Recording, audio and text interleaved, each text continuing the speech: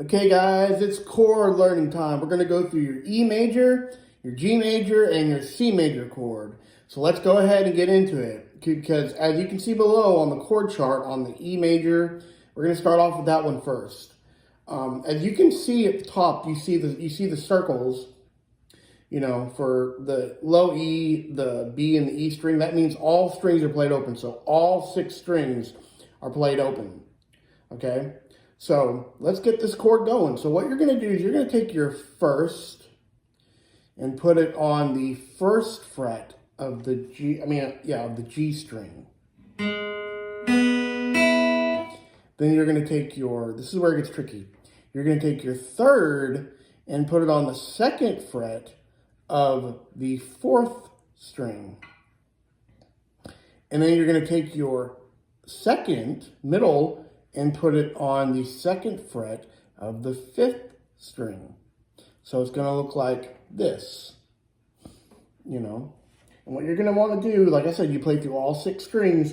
I would pluck through all 6 strings first to make sure they sound okay. So start from the top. See? That's what you want to do. And like I said, if you hear that dunk sound, you want to move your chord closer to the fret. You know, if you have it further away, it'll make that weird sound. So move it closer to the fret. And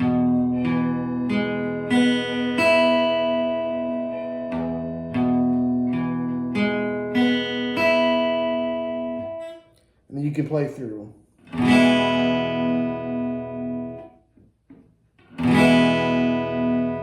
There's your E major chord. Now, we're going to go for next is going to be the G major chord. Okay. Here we go. So now what you're going to see at the bottom is for the G major chord is that all 6 strings are played again, except the ones that are open that you don't have your fingers on are, you know, the 4th, 3rd, and 2nd string. You know, those are played open. You know, so what you're going to do, as you can see below, you're going to take your 3rd finger and put it on the 3rd fret of the low E string. You're going to take your 2nd and put it on the 2nd fret of the A string or 5th string. And then you're going to take your 4th or your pinky and put it on the 3rd of the high E string. Sorry, I played the wrong one. You know, once you have, and this is a weird looking position. It looks weird, it feels weird.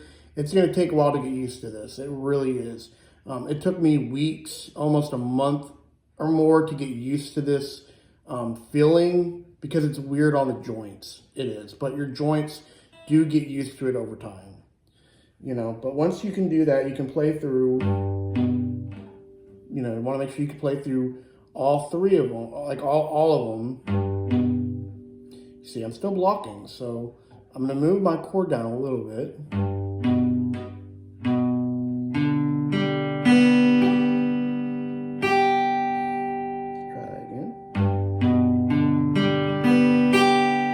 There we go. We're all the way through. So yeah, you want to, and that's what's tricky about up here, is that it's easy to lay this finger over the 5th string accidentally. So you're going to have to get used to trying your best to be on that fingertip. It's hard. It is hard. And you want to be as close to the fret as you can be. You see, I'm still blocking it right there. So you got to sort of you got to really find that sweet spot where, and you'll notice if this finger is touching the 5th string, you'll feel it. You'll feel it. When you don't feel it, then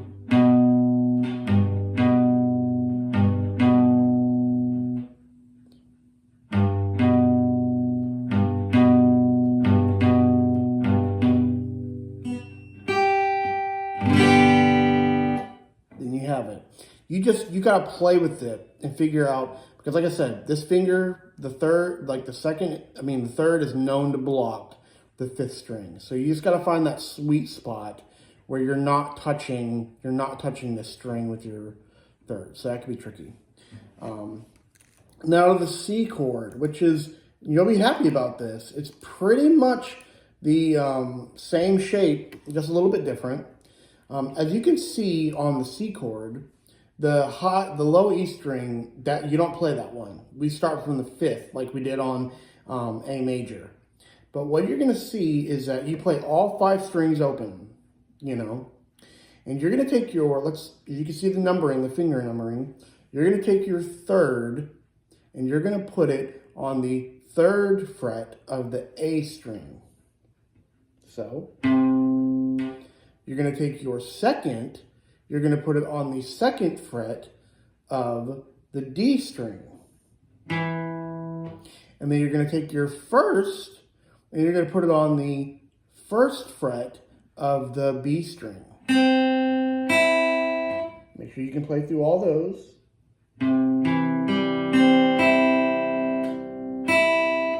You know. So once you can do that, you just play through all 5.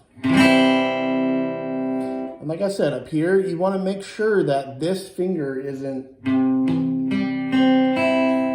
you want to make sure you're on your fingertips so you're not blocking that 5th string.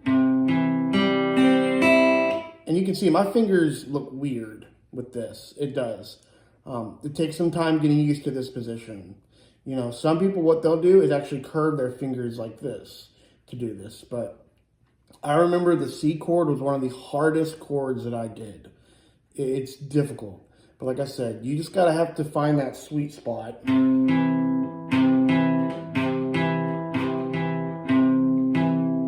You know, so you're not blocking that string. But anyways, there you go. So now you have your E major, if you remember, E major chord, your G major chord, and your C major chord. So there you go, 3 new chords you can work on for the following week. I would work on those over and over again. Just go from chord to chords, try to play it smoothly. And the week after, we'll get into the backing tracks and we'll start learning newer songs and stuff. But anyways, thanks. Bye.